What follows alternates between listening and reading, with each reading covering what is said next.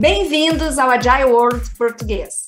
O Agile World é uma instituição filantrópica criada pelo Carl Smith e Sabrina Bruce para focar na agilidade em comunidade global, democratizando a informação. Nasceu em fevereiro de 2021, durante o Axis Agile 20 Reflect Festival, ganhando milhares de seguidores ao redor do mundo. Eu sou Carla Krieger e tenho ao meu lado como co-host o super parceiro Vitor Patané, e as nossas talks são com pessoas que aplicam os princípios ágeis e obtêm resultados, assim como você também pode fazer. E nesse episódio, que vai ao ar no mês do que o Manifesto Ágil comemora seus 21 anos, trazemos o fundador do maior evento de agilidade no Brasil e que já expandiu também para fora do Brasil, figurando entre os maiores do mundo. Dairton, muito bem-vindo. Patané, apresente, por favor, o nosso convidado de hoje. Boa noite, amigos do Agile World Português. Sempre bom estar com vocês, aqui com a Carla, minha amiga. E eu queria agradecer hoje a presença do ilustre amigo Dairton Bassi. Ele que é mestre, professor, CEO. O cara tem um currículo maravilhoso, uma pessoa incrível que a gente teve o privilégio de conseguir, né, esse momentinho aí para ele contar a história dele, trazer pra gente qual é a trajetória, o que ele fez até hoje, tudo de bom que ele está fazendo e como ele tem ajudado tantas e tantas pessoas a divulgar e disseminar a agilidade aí, não só no Brasil, mas no mundo também. O cara é internacional, não é pouca coisa não, gente. Tá pensando o quê? Meu amigo Dairton Bassi, por favor, apresente-se aí ao palco do Agile World Português. Seja muito bem-vindo. Obrigado, Vitor. Obrigado, Carla, pelo convite. É um prazer estar aqui com vocês. Um prazer poder compartilhar um pouquinho do que eu tenho vivenciado aqui no Agile Trends em vários anos de evento. Aqui no Brasil, a gente fez algumas edições fora recentemente, então espero poder compartilhar algumas experiências, algumas coisas que eu já vi, já fiz, e que espero poder ajudar as pessoas aí a se envolverem mais com agilidade e dar os seus próximos passos. É um prazer estar aqui com vocês. Dairton, muito bem-vindo. Como o Patané falou para a gente, assim, está sendo maravilhoso ter a oportunidade de te conhecer um pouquinho melhor. Então, nessa linha, a gente quer saber um pouquinho mais do Dairton. Como é que a agilidade apareceu na tua vida? Como é que você ingressou nessa jornada? Dairton, conta um pouquinho aí para a gente. Nossa, essa história é antiga. É antiga não, faz tempo que isso começou, viu? Porque eu ouvi, né, a primeira vez aí alguma coisa sobre agilidade em 2001. Né? Foi sobre XP, né, uma palestra sobre XP, fui ver e achei super interessante. Naquela época eu tinha um interesse muito técnico ainda, e XP era uma Extreme Programming, uma abordagem que parecia super, né, interessante, super atrativa para quem gostava de programar, porque era muito orientada a entregas rápidas, a construir alguma coisa ali que tinha um objetivo muito claro, e isso fez muito sentido para mim. Eu ainda estava na faculdade, inclusive, e me interessei pelo assunto. Isso foi, né, o primeiro contato ali. Depois disso, eu fiz um estágio com XP na minha... Na conclusão ali da graduação, eu fiz ciência da computação, tá? Eu tenho uma formação técnica aí em computação e fiz um estágio o assunto ali, o tema, o foco ali da equipe era trabalhar com XP. Isso foi assim que eu me envolvi inicialmente com o assunto. Achei que, foi super legal. E, a partir disso, eu dei sequência, né, depois que me formei, foi um dos primeiros mestrados aqui no Brasil em metodologias ágeis, e aí nessa fase de mestrado eu trabalhei em algumas outras empresas no mercado, em paralelo, fui tocando mestrado, e aí sim eu entrei fundo no assunto e me envolvi muito com, acho que praticamente todas as metodologias que existiam na época, né? Isso foi a partir de 2004. 2004, 5, 6, 7, foi esse período aí de mergulho mesmo, e aí eu acho que tive a oportunidade de me especializar bastante por alguns anos, em um momento em que o assunto ainda era muito, muito de nicho, né? Poucas pessoas aqui no Brasil falavam sobre isso, entendiam o que ainda era a agilidade naquele momento ainda incipiente. E aí, a partir disso, quando alguma empresa ou alguém, né, tinha interesse no assunto, também não tinha muita gente aqui no Brasil que estava tão envolvida. Então, eram poucas pessoas que tinham esse conhecimento, esse envolvimento, e aí, invariavelmente, caía em mim ou em outras poucas pessoas aqui, e aí isso gerava aí, então, pô, vem dar uma palestra aqui, vem dar um treinamento, vem ajudar a gente, vem, sei lá, a gente queria conhecer mais, queria saber, ou queria implantar aqui, então essa foi uma trajetória aí que eu acabei também tendo uma vivência muito prática cedo, no momento em que a agilidade não tinha uma receita muito pronta, pelo contrário, era uma abordagem muito ainda sob validação do mercado, das empresas, e eram aquelas empresas, aquelas pessoas mais ousadas que queriam experimentar, ouviram falar que era diferente, que funcionava e tal, pô, vamos tentar aqui, né? E aí, né, acabavam fazendo de alguma forma, chegando em mim ou em outras pessoas que estavam envolvidas com esse assunto para ajudar a colocar isso na prática, rodando ali. Então, eu acabei tendo contato com startups, com grandes empresas, com bancos, com instituições públicas, governo, que estavam ali interessados em, de alguma forma, tentar alguma coisa diferente, só que, né, já era difícil fazer do jeito que era praticado ali, né? Imagina tentar um negócio que ainda poucas pessoas... Então, pediam alguma ajuda, algum apoio ou alguma orientação. Então, isso me ajudou também a adquirir experiências e ver diferentes contextos ali num momento em que ainda, né, poucas empresas usavam. Eu acho que esse foi o começo aí da história, Carla. Pô, legal, Dayrton. Então tem toda uma história. Pelo que eu entendi, aí a agilidade ela veio meio que nativa contigo, né? Você é um nativo ágil, né? Praticamente, é isso? É verdade, é verdade. Assim, Veio a agilidade no cerne ali, né? Nasceu contigo. Já na faculdade você já estava vendo e já veio. E deixa eu te perguntar, né? Nesse rolê aí que você tem de, pô, né? Pô, o cara nasceu ágil. Olha isso, hein, cara? Olha que interessante isso. Geralmente a gente tem muito o cara que, não, trabalhei tanto tempo com o cenário, né, tradicional e daí um dia eu descobri agilidade. Não, daí ele nasceu ágil. Então olha só, ele já nasce com uma mentalidade, com um drive um pouco diferenciado. Isso é muito legal, né? É bom trazer visão desses profissionais assim. Dayrton, quando você vem para agilidade, que você começa a estudar, assim, você tem, tipo, pessoas que foram os teus influenciadores, algum autor que você curtia demais, algum popstar para você, gente que você fala, pô, esse cara aí tem um processo legal que eu gostaria de estudar mais sobre o tema e de repente isso te alavancou outros estudos, outras melhorias. Teve alguém que te inspirou? Teve algumas pessoas, sim, ó.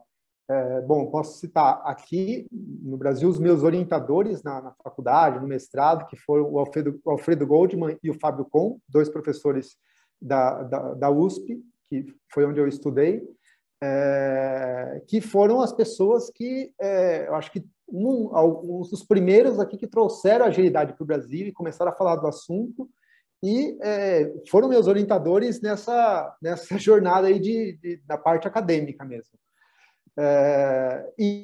Assim, agora, pensando aí, pô, quem que é a estrela aí do mundo ágil que foi uma grande referência para mim foi Kent Beck, que foi, né, quem escreveu o primeiro livro de Extreme Programming, né, que criou Extreme Programming, aliás, e o jeito que ele contou ali não é um livro técnico, pelo contrário, é um livro muito leve de você ler, de você entender. Ele vai conduzindo um storytelling ali, que as coisas fazem muito sentido e você entende, pô, óbvio que isso aqui é bom fazer desse jeito, é óbvio que assim que isso aqui é um jeito razoável de conduzir um desenvolvimento de software.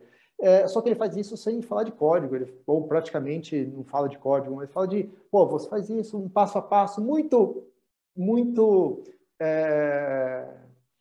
baby steps ali, né? Ele vai contando as coisas ali, ou as decisões pequenas que são tomadas ali, e isso acaba sendo muito intuitivo, torna a agilidade muito intuitivo. Então, acho que essa foi a primeira grande influência que eu tive aí quando a gente pensa em agilidade. Bacana. E aí eu fiquei curiosa com uma coisa, Dairton, porque eu tive, bem como o Patané comentou, eu tive a experiência na outra ponta, né? Minha primeira experiência foi com XP também, mas já liderando um time, porque eu vinha de gerenciamento de projetos não há muito tempo. Eu também foi 2002, 2003 que eu conheci XP, acho que foi 2002, se eu não me engano, mas eu já vinha fazendo gerência de projeto por 1 ou 2 anos, mas não era aquela, né, gerente de projeto, vamos dizer assim, que já, né, que tinha muito enraizado, né, e tive essa oportunidade de conhecer, mas eu tive do outro lado, né, o desafio de trabalhar com o time, discutir, descobrir junto com o time, né, eu queria te fazer que eu fico curiosa para ver na outra perspectiva, que você começou desenvolvedor, como é que era a liderança? Que desafios você viu? Você teve alguém que realmente estava liderando, que estava engajado, né? Se é que tinha, né? Que seria hoje um Agile Coach, mas que na minha época a gente chamava do líder do projeto ágil, enfim, porque a gente está falando de 2002, 2003. Se teve uma influência positiva ou o time mesmo é que se uniu e conseguiu apoiar, como é que foi do outro lado ali, né? As pessoas experimentando dentro de um time ágil onde a agilidade estava recém começando? Olha, eu trabalhei em alguns, logo que eu fui para o mercado, eu comecei a trabalhar, eu trabalhei em algumas empresas e talvez tenha sido sorte, mas o modelo de trabalho ali, às vezes, em alguns casos, nem tinha nome, não era agilidade, ninguém falava, mas era muito próximo a isso. Tá? Eu trabalhei um dos primeiros lugares que eu fui trabalhar foi um banco de investimentos. E ali eram 4 pessoas, na equipe de tecnologia eram 4 pessoas que faziam a plataforma, os sistemas ali de simulação da mesa de investimento e tal, né? Eu era passei a ser um deles, e eram essas 4 pessoas. Então, mesmo dentro de uma estrutura bastante hierárquica, bastante tradicional, esta equipe ela tinha ali que se adaptar e trabalhar, encontrar uma maneira de atender uma área que era muito dinâmica, assim, as prioridades mudavam com uma velocidade muito alta. Por quê? Porque não era simplesmente banco, era mercado financeiro, operação, a mesa de banco de investimentos. Né? Então, tinha uma mesa de operações ali do lado que tinha algumas necessidades e a gente tinha que se adaptar. Então, como é que a gente fazia isso? A gente usava ali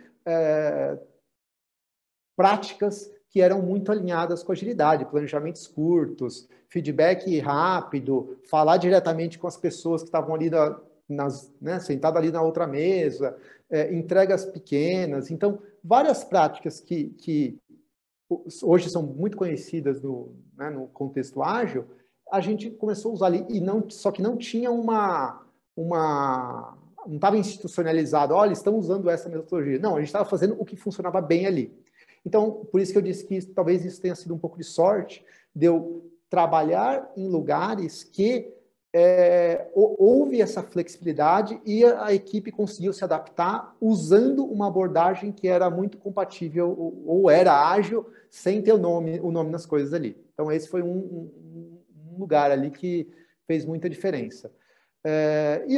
E depois disso, eu já fui convidado em algumas empresas para, vem para cá implantar, a gente quer usar ágil, vem aqui liderar a equipe, vem aqui não sei o quê. Então, eu já passei a receber convites para liderar essas iniciativas de agilidade, porque eu já tinha, né, como eu falei, acumulado algumas experiências. E aí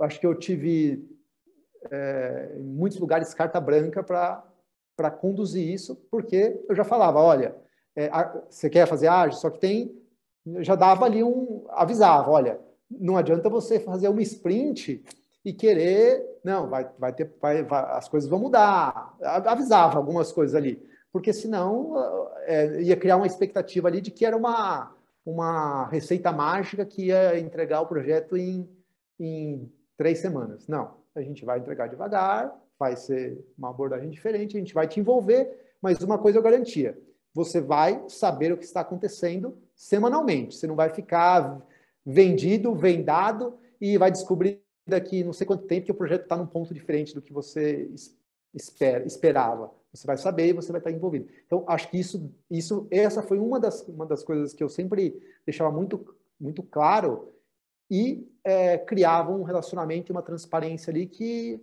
fazia com que o projeto, a equipe, o time, a iniciativa ágil dentro daquela empresa seguisse, porque não tinha surpresas no meio do caminho. Quando estava indo bem, estava claro o que a gente tinha conseguido de progresso, e quando estava indo mal, olha, estamos com essa dificuldade, tivemos esse problema, surgiu esse imprevisto e estava super alinhado, e o problema não era só meu, não era só da equipe, era de todos ali, né? Do projeto, dos stakeholders também. E aí eu consegui apoio mais facilmente para conseguir superar esses desafios. Então, acho que esse início foi isso. Assim, eu também acabei, de uma forma, conseguindo mostrar que, para a gente trabalhar de forma ágil, tinha que ter uma transparência muito grande e um comprometimento dos dois lados. Não era, te entrego, vou te pedir, fazer o pedido, você me entrega depois. Não.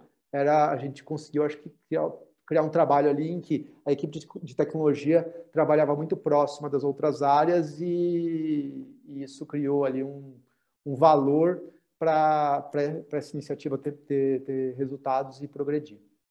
Acho que visibilidade, né, Patané? Visibilidade, transparência, engajamento, um propósito comum que a gente fala tanto, é um dos grandes desafios e foi o que você realmente, né, assim, no que você está trazendo na história aí, né, Dairton, conseguiu trabalhar lá quando você trazia, né, ou seja, o acordado, né, o pré-acordo, sem surpresas, né, muito bacana mesmo.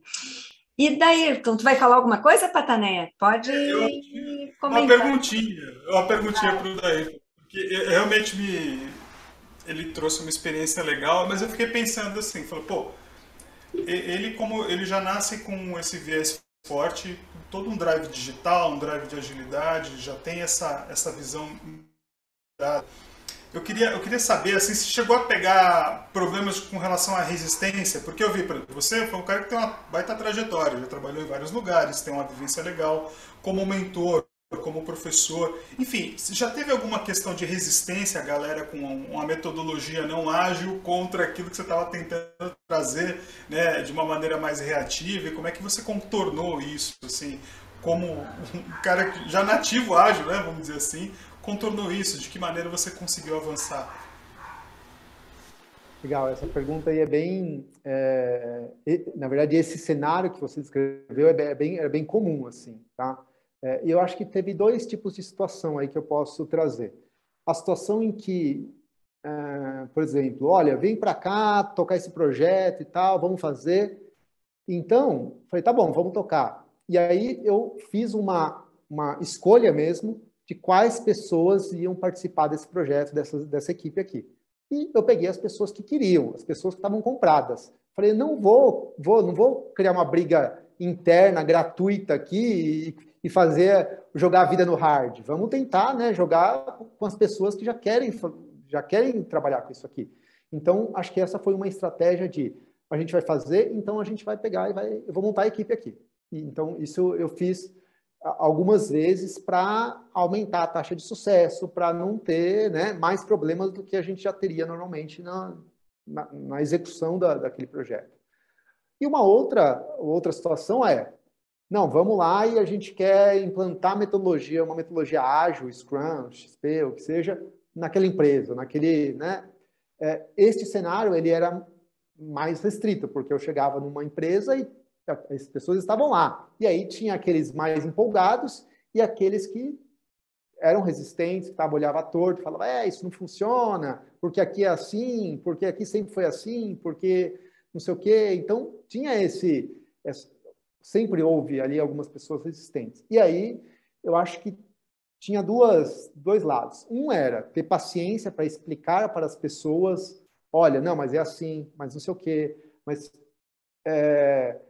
como é que eu vou entregar se eu não sei, eu não tenho planejamento? Não, então, a gente vai focar nisso aqui, assim, acho que isso foi uma coisa, de ter paciência de explicar e mostrar para as pessoas, porque esta mudança, quando a pessoa não está, ela está acostumada a trabalhar de outra maneira, essa mudança não é natural. E não estou criticando que a pessoa... Não, a pessoa trabalhou há vários anos de um certo modo, então não dá para falar, isso aí não serve, não é bom isso aí. Então, acho que eu tive que conduzir isso de uma maneira para também não agredir a cultura e o histórico daquela pessoa que trabalha naquela empresa há não sei quantos anos, e eu cheguei lá dizendo que agora o jeito certo é outro. Não, então acho que essa abordagem ali para fazer uma transição suave, sem criar desgastes desnecessários, acho que foi importante. Porém, isso gera também um efeito, assim, a pessoa não vai mudar agora, ela vai ter que assimilar isso, e isso leva semanas, às vezes alguns meses, até para a pessoa entender que agora a forma de trabalhar, as preocupações são outras, né? A preocupação não por exemplo, sei lá, é muito menor com riscos aí, todo mapeamento de riscos, de detalhes, do que com a entrega, né? Você olha para o macro e olha para o micro ao mesmo tempo, mas de uma maneira diferente. Então, eu acho que isso foi uma coisa que foi importante, mas sempre existiram pessoas que estavam ali com o pé atrás. E a gente teve que trazê-las para o jogo. Em alguns casos, depois de várias tentativas ali, a pessoa não tinha interesse em trabalhar daquele jeito. Ela queria, estava talvez, não sei se na zona de conforto, né? Tudo bem. Mas, e aí, tá bom, vamos achar outra equipe para essa pessoa. Ela percebia que era melhor ela mudar de time, ou às vezes até de empresa. Isso aconteceu. E tudo bem, assim, mas o que eu tentei foi não eliminar nesse cenário, não eliminar ninguém. Vamos tentar porque é importante aí ter as pessoas junto e querendo fazer aquilo ali dar certo. Senão, se elas não quiserem, não vai dar. Não vai dar. Não é porque eu estou lá falando que o melhor é assim, ou não. O mais importante é as pessoas acreditarem. Porque a hora que elas acreditarem, elas vão correr atrás para fazer aquilo dar certo. Independente de eu estar ali conduzindo ou não. Então, acho que essa foi uma preocupação que eu sempre tive. Legal você trazer daí essa questão de naturalmente, né, as pessoas que acreditam no propósito irem se fortalecendo, obviamente quando a empresa está, né, de fato, em busca, e ter vamos chamar de eliminação natural, vamos dizer assim, porque eu tive a oportunidade de vivenciar em times ágeis maduros, eu imagino que você deva ter passado por situações similares, onde o time próprio começa a pedir a saída, às vezes, de algumas pessoas. Assim, para mim foi uma das coisas assim que para mim mais me surpreendeu, né, que eu tive a transição e eu diria até positivamente, mas de baterem na minha mesa ali e dizer, cara, a gente já tentou enquanto time mentorar o próprio time, né, fazer um coach, etc. Nós como time não vamos mais assim compartilhar nada com aquela pessoa, a gente vai assumir aqui e tocar sozinho, não rola. Não sei se você chegou a passar por essa situação, Dairton, mas eu já passei mais de uma vez dizer, cara, passou a ser um blocker aqui no nosso time, né? A própria pessoa do time, e aí? Né? O que a gente faz? Ou seja, né? Isso em times assim bem maduros que eu tive a oportunidade aí de trabalhar, e eu achei esse cenário assim bem interessante, né, Dairton? Eu acho que as coisas se ajustam muitas vezes, né? Claro que depende muito da natureza do produto e a emergência, né? O quanto você tem ali realmente, né, de ser crítico a algo que tem que ser feito. Mas aí você falou de uma coisa também que faz parte aí na agilidade, que é o education, né? De você, na verdade, me corrige aqui, mas minha interpretação é um education muito forte sempre, né?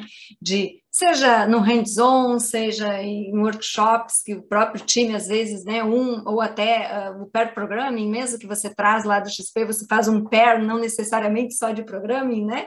Mas das pessoas estarem ali fazendo a troca, e isso me lembra um pouquinho do Agile Trends, né, que você foi fundador aí, 2015, se eu não me engano, ou seja, é isso, né, Dairton? 2013, quer dizer, a gente tem aí a quase 10 anos, né? São 9 anos aí, de um evento que eu arrisco dizer que ele foi exponencial, né? Então, eu queria saber um pouquinho da história do Dairton, como é que surgiu a Agile Trends, qual, enfim, o propósito, conta um pouquinho aí dessa história também, que afinal faz parte aí da tua jornada.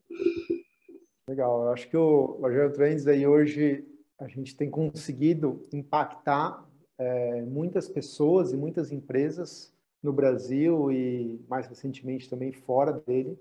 E isso é uma coisa que hoje a gente tem conseguido gerar um impacto grande, mas é o resultado, como você mesmo, né, colocou, é o resultado de quase 10 anos, né? Não é nada que aconteceu magicamente. Eu acho que tem um pouco de consistência, tem um pouco de dedicação e atenção aos detalhes aí.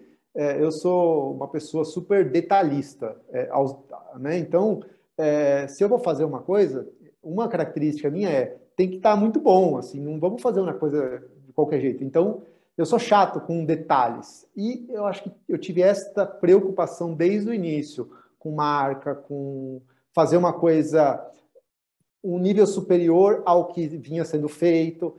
Então, eu já tinha, né, antes de iniciar o Agile Trends, eu tinha já organizado outros eventos de agilidade menores.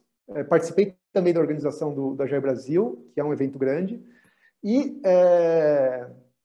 isso acho que deu bagagem de já ter feito aí várias edições e entender um pouco dessa dinâmica de eventos. Além disso, eu já entendia ali, tinha uma boa fluência no meio de agilidade, sabia quem estava fazendo coisas legais, quem estava começando, que empresas tinham cases interessantes.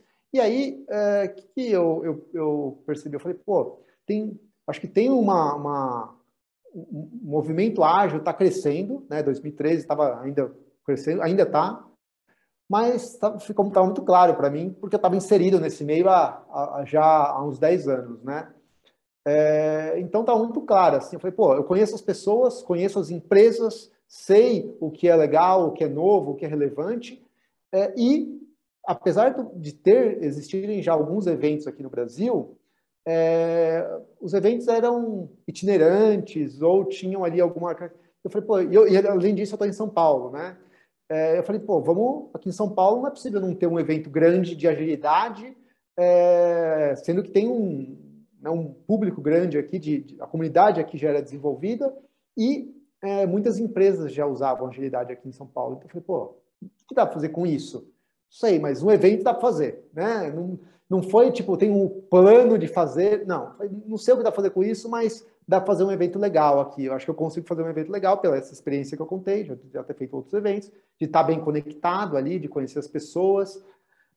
Então, e aí eu falei, pô, então vou fazer isso, vou fazer um evento, mas quero fazer um evento para gerar impacto. E aí eu convidei as pessoas que, na época, eram, acho que as mais conhecidas ali, ou estavam mais em destaque no uso, na prática de agilidade aqui no Brasil, que a maioria, sei lá, 90% delas já conhecia há algum tempo, então foi, assim, eu mandei vários e-mails ali, uns 50 e-mails para os palestrantes. Vou fazer um evento assim, tal, você vem? Você quer vir? Quer vir palestrar? E assim, em alguns dias, a maioria topou, veio, e aí a gente já montou uma programação super de primeira linha, e teve mais um fator aí que eu acho que foi também determinante. Eu já levei o evento para um lugar muito, muito legal, assim, que foi o Maxud Plaza, que é um super hotel, que agora não existe mais, né, fechou no ano passado, mas que era um hotel uma região muito boa, muito reconhecido aqui em São Paulo. Então o evento já começou com uma estrutura muito legal e com uma programação também muito boa. Eu acho que esse foi um ingrediente importante aí para posicionar o Agile Trends como, esse evento aqui tem alguma coisa aí a mais. E além disso, acho que teve mais uma coisa que também fez muito sucesso na época.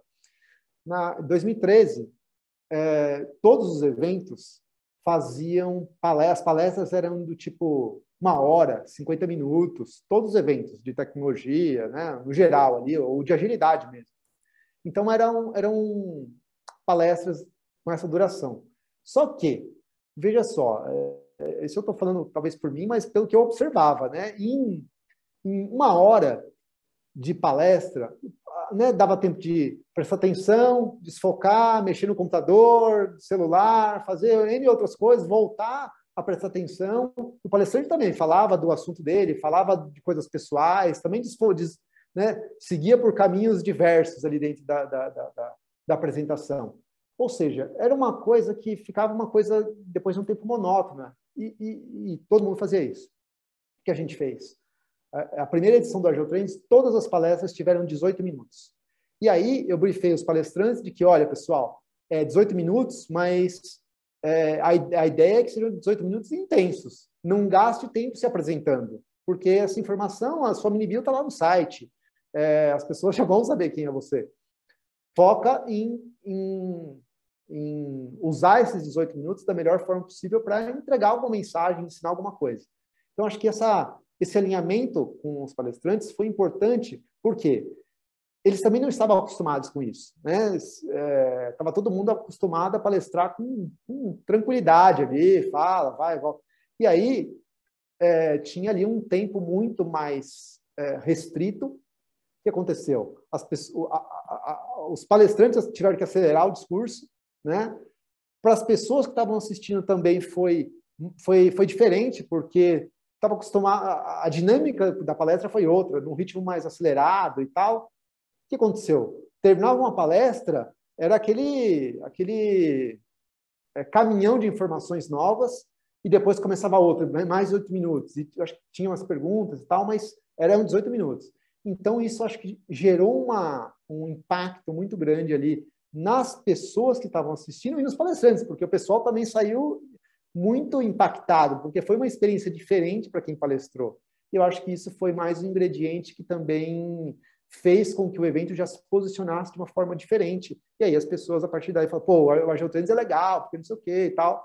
Então, quem foi, gostou. Quem palestrou, acho que gostou. O feedback foi já positivo. E aí a gente seguiu evoluindo. Mas esse foi o começo de como que começou, e eu acho que alguns elementos aí que fizeram a diferença para esse começo dar certo. Não tenha dúvida, eu só fiquei curiosa com uma coisa. 18, de onde você tirou? Porque a gente vê palestras 20, né? Números mais redondos. Só curiosidade mesmo, Dairton, de onde saiu 18? 18 minutos é o tempo de uma TED Talk.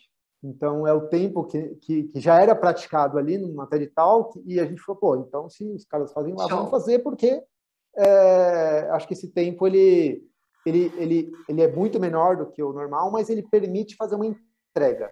Então, essa acho que é outra coisa, assim.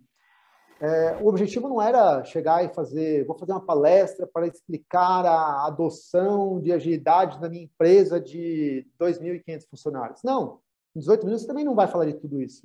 É melhor você focar num assunto específico, porque aí você consegue entregar esse assunto com um pouco mais de profundidade do que ser raso ser um oceano de 2 centímetros de profundidade, né? Você agilizou, você literalmente agilizou o processo de palestra, o processo de comunicação dentro de um festival. Fantástico, né? Acabou criando um padrão, porque eu já vi muito festival depois seguindo esse modelo. Interessante também, né? E é verdade, assim, depois do Agile Trends eu vi muito festival nacional seguindo o modelinho de palestra curta, aquela entreguinha ali, e, cara, isso foi muito bacana. Pô, fantástico, Dairton. Mas nem tudo na vida são flores. E daí, quando toca a sineta, a gente sabe que é a hora que o bicho pega aqui no Agile World Português, e a gente leva o nosso convidado ao novo patamar, né? O patamar não tão feliz, o patamar das desventuras em série. E aí eu peço aí, Dairton, meu amigo, ao longo da sua trajetória profissional, pessoal, como CEO do Agile Trends, como professor, mentor, enfim, tantos papéis aí, cargos que você já ocupa ou já ocupou, me diga aí, alguma situação que você passou um perrenguezinho, que Você podia contar aqui pra galera, seja uma situação engraçada, que te trouxe depois algum aprendizado, mas é sempre legal trocar essa bola com a galera. Conta aí, meu amigo. Ó, tem algumas. Deixa eu pegar uma aqui, antes do Agile Trends até. Numa dos lugares aí das empresas, que a gente estava lá, né, no começo ali, né, naquela fase em que as empresas ainda não trabalhavam com agilidade, a maioria delas. Então, o que a gente tinha? O que uma equipe ágil tem? Um quadro que tem lá os cartões, né, as histórias, né? Então, a gente montou esse quadro, né, e ficou lá, pregado na parede as histórias que a gente estava trabalhando e as próximas que já tinham sido escritas, o backlog estava lá na lousa, né? E ainda tinha uns rabiscos ali, né? Do tipo, isso aqui depende daquilo, não sei o quê. Umas anotações que a gente fez na lousa e colamos lá. As histórias que eram uns cartões assim, né? Não era em post-it, eram naquelas fichas que dava para escrever um pouquinho mais. Colocamos lá. Beleza, eu acho que isso era a segunda semana de projeto, que a gente, né, estava lá, e aí, num belo dia, chegamos lá, eu cheguei, né? Olhei, ué, cadê o nosso quadro? Mas as outras pessoas do time já estavam lá, eu acho que eu fui o último a chegar nesse dia, né? Olhei, percebi que o quadro não estava mais lá. E aí, mas eu falei, bom, beleza, né? Tá todo mundo normal, eles devem ter decidido alguma coisa aqui antes da minha chegada e tudo bem. Depois eu comecei a fazer alguma outra coisa lá. Daqui a pouco alguém olha e fala, ué, cadê o quadro? O que aconteceu? A moça da limpeza achou aquela bagunça ali, limpou o quadro. Porque era uma coisa que para ela era uma bagunça, né? Um monte de papel pendurado, rabisco ali. Limpou a lousa, pegou todo o backlog, deixou empilhadinho lá, né? Do lado e pronto. Acabou o quadro da equipe. Porque era uma coisa que nunca tinha visto também, né? Ela organizou teu backlog. Era o que de priorização. Ela deve ter feito uma priorizada lá para vocês pegarem, né, Dairton? Colocou o primeiro, o mais importante em cima, pelo menos, ali, né? Pronto, uma outra perspectiva ali do projeto. Excelente, aí assim nasceu a priorização do backlog, né? Não, aí assim nasceu, temos que focar na comunicação e envolver as pessoas além do projeto, porque se você não avisa o que está acontecendo, você está fazendo um negócio diferente, não avisa, o pessoal vai continuar fazendo as suas atividades ali do jeito que eles estão acostumados. A moça da limpeza estava acostumada a limpar a lousa, porque para, né, no outro dia o pessoal chegar e pegar a lousa limpa. E aí a gente mudou o nosso esquema de trabalho, então acho que essa foi uma lição aprendida. Aí a gente falou, agora não precisa mais se preocupar com isso aqui, a gente cuida. Perfeito, né? Ou seja, teve uma adaptação aí, né? Enfim, uma evolução, né? Que a gente fala da melhoria contínua. E aí, nessa linha, veio a pandemia, Dairton. E aí? E o Agile Trends? Em que momento estava? Como é que foi aí para você, né? E para o time aí do Agile Trends? Bom, a gente estava Agile Trends vindo, acho que numa ascendente aí, porque 2019 nosso plano, a gente tinha feito um plano pro ano inteiro já, né? A gente faria 4 eventos no ano: São Paulo, Brasília, que é a edição de governo, Florianópolis, que eram as 3 edições que a gente já vinha fazendo regularmente, e tinha um plano da gente fazer uma edição no Nordeste. Esse era o plano do ano, que estava até bem estruturado, com muitas coisas definidas já, né? E aí veio a pandemia, tudo isso foi jogado fora, literalmente, assim, porque não aconteceu nada e a gente ainda teve que trabalhar bastante para colocar isso, né, realocar isso aí, né? Tipo, o que eu faço com o evento de São Paulo? A pandemia bateu em março, o evento aconteceria no começo de abril. Então, a gente estava com tudo definido. Um evento para quase 3.000 pessoas. Um mega evento. E aí, o que eu faço com tudo? Então, foi um super impacto. Assim, tudo que a gente estava fazendo e ia fazer, tivemos que parar, repensar e mais do que isso, né? Trabalhar para organizar esse fluxo, né? Isso que estava previsto para acontecer, para que, né, que eu faço com inscrição que já estava paga, com patrocinador, com local, com vários fornecedores que estavam contratados, tivemos que conversar com todo mundo e dar um destino ali adequado, mesmo sem saber como era o futuro ali, né? A gente achava que segundo semestre, não, tá tranquilo, dá para fazer o evento. Ou seja, esse plano que estava feito e que a gente teve que adaptar, a gente tinha a expectativa de que daqui a alguns meses vai. Então a gente acabou refazendo algumas vezes ali em 2020. Até que a gente falou, não dava para prever o futuro. Não vamos parar de querer prever o futuro, porque a gente acha que a pandemia vai acabar, a gente quer que a pandemia acabe no mês que vem, daqui 2 meses, daqui 3 meses, mas já aprendemos que a gente não consegue prever isso aqui. Então vamos parar de querer ter controle ou exercer controle sobre uma coisa que a gente não tem a menor ideia, a gente nunca viu isso aqui. E aí foi quando a gente falou, então agora a gente não vamos remarcar o evento, a gente vai esperar, não vamos fazer planos com isso aqui mais. A gente vai esperar, a hora que for possível, a gente remarca. Então, acho que, mas no começo não foi essa a cabeça. Nossa cabeça era, não, beleza, daqui em junho já está tudo normalizado, vamos remarcar para junho, vamos remarcar para outubro, vamos remarcar para dezembro, vamos remarcar para... A gente parou, que não é por aí. Assim, a gente está com a cabeça errada, né? Já não é mais essa abordagem.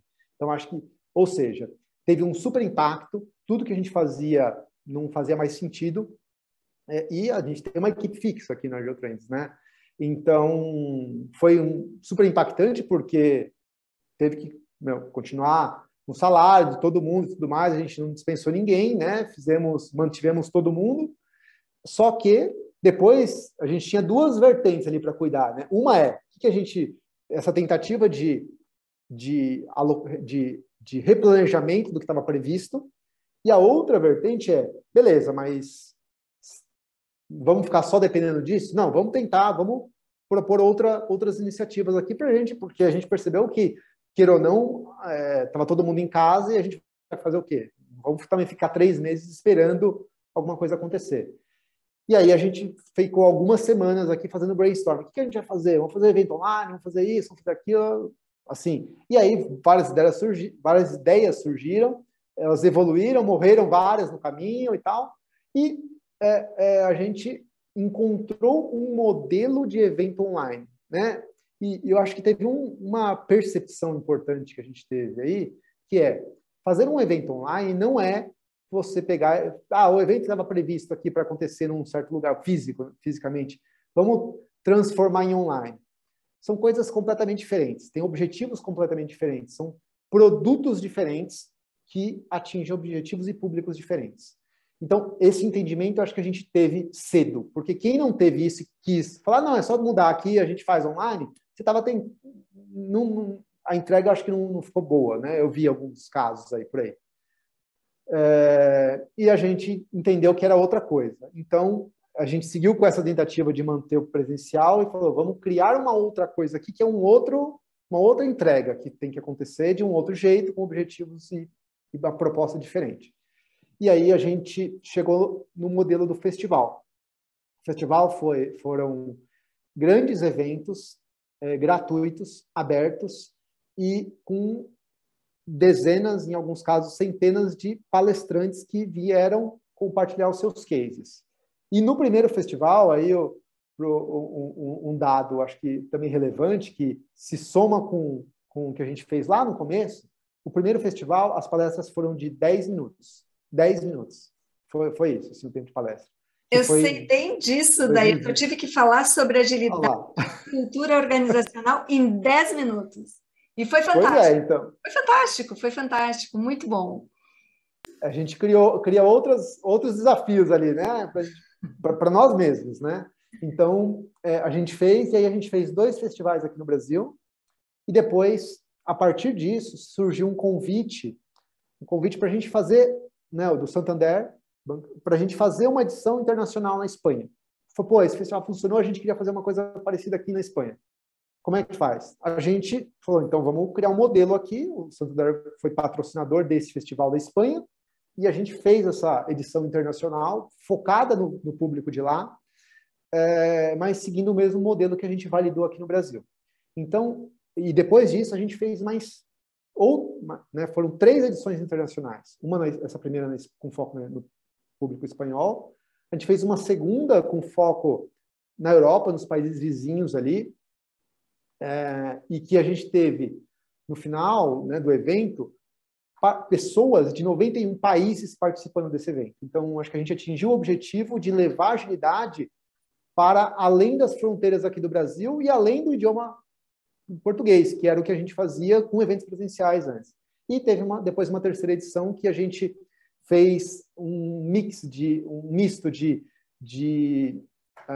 da comunidade europeia com a da América Latina. Aí a gente teve palestrantes, né, agilistas do Brasil, Argentina, Chile e México, principalmente.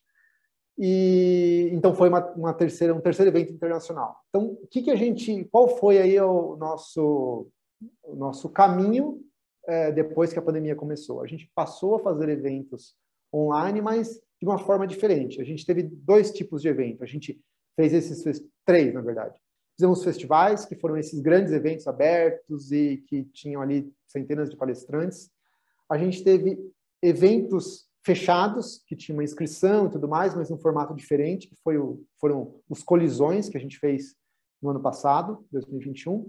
E a gente fez também um outro formato, que foram eventos para parceiros. Então, sei lá, uma empresa que queria, vamos fazer um evento. Então vamos, a gente passou a entrar com uma infraestrutura de colocar esse evento inteiro no ar e aí, porque a gente acabou experimentando muitos formatos, muitos modelos, muitas plataformas, coisas que deram certo, coisas que não deram certo, de live, de evento, né, em diversos formatos. Então, a gente ficou aí a gente conseguiu aí num período até que relativamente curto, adquirir um know-how para fazer transmissões ao vivo, simples, como uma live, como um webinar, ou complexas, como um grande evento com centenas de palestrantes palestrando, né, continuamente ali em salas paralelas. Então, acho que a gente conseguiu adquirir esse know-how e aí a gente passou também a ajudar outras empresas que queriam fazer seus próprios eventos. Então, acho que foram 3 iniciativas que surgiram na pandemia e que eu diria que elas deram continuidade ao que a gente vinha fazendo, que era disseminar e levar agilidade para mais pessoas e empresas, mas a gente, né, antes da pandemia, a gente estava limitado a uma questão geográfica, né, as pessoas que conseguiam vir aos eventos. Nesse né, modelo que começou em 2020, nos modelos online, a gente conseguiu ter um alcance muito maior aí para dezenas de milhares de pessoas que a gente não atingia antes. Então, no Brasil e fora, né, a gente fez eventos aí para 17 mil pessoas que, né, passaram pelo evento de forma online. Então, eu acho que a gente a gente mudou o nosso modelo de atuação e teve um impacto grande, mas a gente conseguiu encontrar uma forma de continuar fazendo o que a gente estava fazendo, que é promover troca de experiências e promover o uso de agilidade aí nas empresas do Brasil. Fantástico. Gerar aprendizado também, né? Fantástico, Daí, porque assim como, né, o Agile Trends cresceu, a gente viu algumas empresas morrerem, né? Justamente quando a gente fala da mentalidade ágil, né? Que é justamente no momento de uma complexidade, ou até quase caos, que a gente pode colocar a pandemia, né? Que principalmente inicialmente foi caótico, você encontrar, né?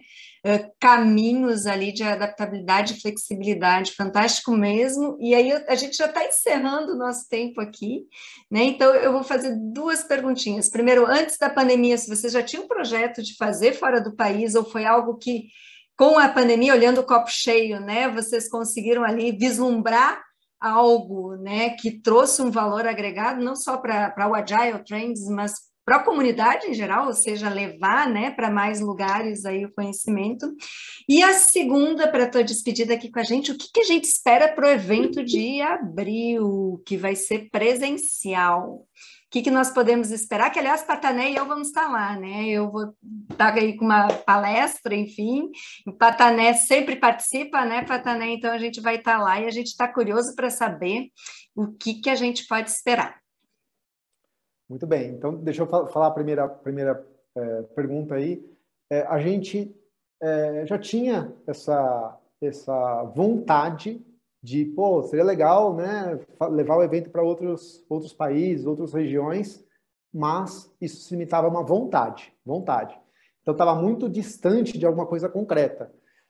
Mas com a pandemia, na verdade, o que aconteceu foi, eu acho que criamos condições para que isso acontecesse. Por quê? Porque aconteceu a partir de uma parceria com o Santander. Sozinhos, nós provavelmente não iríamos para a Espanha. Por quê? Nós tínhamos, eu acho que, pouquíssima entrada lá e seria desafiador, mas a partir do evento que a gente fez aqui no Brasil, o festival, que teve um super impacto, teve um alcance muito legal, fez sentido, né? A ficha caiu e falou, pô, por que não fazer aqui? Por que não levar para lá? Então, do lado do Santander, houve essa visão de que um modelo que funcionou aqui poderia funcionar lá, né? E falou, pô, então vamos somar esforços para fazer lá também, levar para lá. Então foi a partir de uma coisa que a gente iniciou aqui no Brasil, abriu essa porta para a gente poder fazer lá. E aí foi claramente porque o Santander apoiou também. A gente falou, então vamos, vocês vão ajudar? Vamos, então vamos.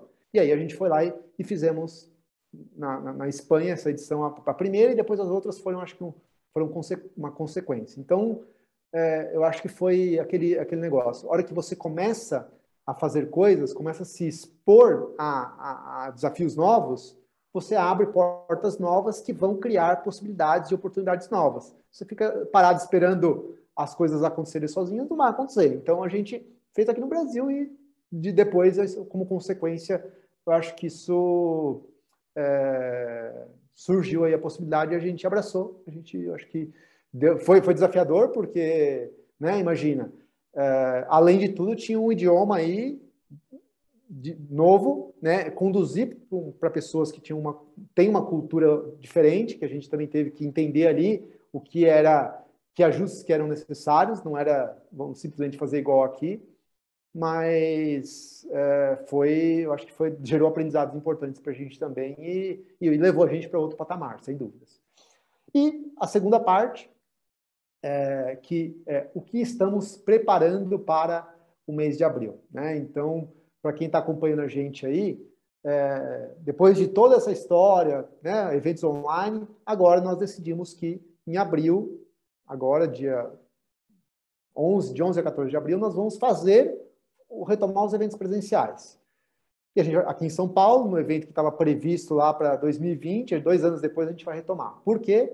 A gente entende que, queira ou não, a gente tem ainda pandemia acontecendo, mas o mercado, as pessoas, né, a vida, a gente está se adaptando e as coisas continuam acontecendo. Quando as pessoas querem fazer alguma coisa, as pessoas já saem de casa e se organizam e vão. Não tem mais não posso mais fazer isso. Então, dá para fazer. É uma questão das pessoas estarem seguras e, é claro, a gente criar condições para que isso aconteça de forma que não exponha ninguém a um risco desnecessário. Então, a gente está cuidando dessa parte de saúde, de segurança. Para que tenha um evento e a gente vai fazer... Então, só para concluir. Então, pode ser que tenha, daqui até abril, o que vai acontecer? No mundo que a gente está vivendo agora, a gente sabe que pode acontecer de tudo ainda, acontecer muita coisa. Mas a gente acha que dificilmente vai ter um lockdown. Pode ser que tenha um pouco mais de restrição ou um pouco menos, e isso tudo bem. A gente vai adaptar o evento a essas maiores ou menores restrições que a gente precisa implementar. Tudo bem. Mas nada que impeça a experiência, impeça que o evento aconteça. Então, a gente vai fazer. E o que a gente vai fazer? Acho que essa é uma parte legal. A gente vai fazer a gente vai fazer um evento para gerar muita experiência, muito impacto nas pessoas que vão estar lá, porque além da troca de experiências, do conhecimento, do conteúdo que a gente está convidando, né, muitos especialistas, muitos gestores, cases de diversos estilos para virem, né, para estarem no evento, a gente quer promover uma troca entre as pessoas. As pessoas estão aí há muito tempo espalhadas, né, não conectadas, e a gente está criando oportunidades para isso. E o que a gente vai fazer para, né, algumas das coisas que a gente vai fazer para que isso aconteça? Primeiro, a gente vai ter uma Arena Trends, que a gente já fez aí algumas edições, isso já é tradicional, que é outra coisa que surgiu aí 2018, mais ou menos, 2018, surgiu a Arena Trends, que é o quê? Ao invés de a gente fazer salas de palestra, a gente faz um mega auditório com palcos paralelos, as pessoas têm um fone, né, que elas sintonizam nos palcos, e isso gera uma super experiência, porque daqui da minha cadeira, onde você está sentado lá no meio do auditório, você consegue acompanhar o palco 1 que está acontecendo aqui, aí você está olhando, opa, no palco 3 apareceu uma coisa interessante ali, o que é aquele diagrama ali? Aí você vai lá e muda o seu canal e ouve o que está acontecendo ali sem sair do lugar. Então, essa possibilidade permitiu que as pessoas aproveitassem muito mais e criassem uma experiência muito mais interessante para quem participa do evento. Para quem palestra, de novo, é outro nível de desafio, a gente está subindo sempre a barra para quem palestra. A Carla é um exemplo aí de que, né, sempre tem um desafio diferente aí para os palestrantes, né? Então, essa é uma das coisas, né, a Arena. Outra coisa que a gente vai fazer, essa é pela primeira vez, a gente vai ter uma Arena executiva, onde a gente vai convidar executivos do mercado para contar como que está sendo a transformação ágil, mas não do ponto de vista do especialista, do cara que fala, agilidade é legal, por causa... Não. Esse é um executivo, né, um CEO, um CTO da empresa, e agilidade é uma dos temas que está sob a responsabilidade dele, entre outros, fazer a empresa atingir os seus objetivos e os seus resultados. Então, não necessariamente ele vai falar bem, ele vai falar o que está dando certo, está dando errado, o que funciona, o que não funciona, o que é bom, o que é ruim. Então, essa experiência e como está sendo essa transformação, a adoção de agilidade ali, é isso que a gente vai ter nessa arena executiva, mas com um foco na alta gestão. Então, a ideia é que tenha ali uma discussão e uma troca, um network, inclusive, focado no nível estratégico, no nível do negócio, no nível mais de alta gestão. Tá? A gente vai ter workshops, que a gente também sempre tem, né, nos eventos, mas a gente vai ter mais workshops, que são sessões práticas para as pessoas, além de ouvirem, elas terem a possibilidade de interagir, de praticar, de experimentar, de tirar uma dúvida com o facilitador ali na hora. E uma outra coisa nova que a gente vai ter a gente vai ter lounges de perguntas. O que é o lounge de pergunta? É assim, os palestrantes vão palestrar lá na arena, né? Terminou a palestra, o palestrante vai para o lounge. E ele vai ficar lá, então não vai ter as perguntas no palco, onde você pode responder 2, 3 perguntas e acabou. Não, o palestrante vai para o lounge, ele fica lá para conversar, para responder várias perguntas e entrar no detalhe, entrar mais fundo naquele assunto com quem tiver interesse em falar com aquela pessoa. Então, ao invés de ficar lá no palco bloqueando a sequência da programação com um assunto que talvez interesse a um grupo menor de pessoas, a gente vai criar os lounges e aí quem está assistindo pode continuar assistindo a próxima palestra ou ir lá saber com aquela pessoa mais detalhes daquele caso que ela se interessou. Então, são algumas coisas novas, essa é a parte de programação, a parte mais, né, técnica.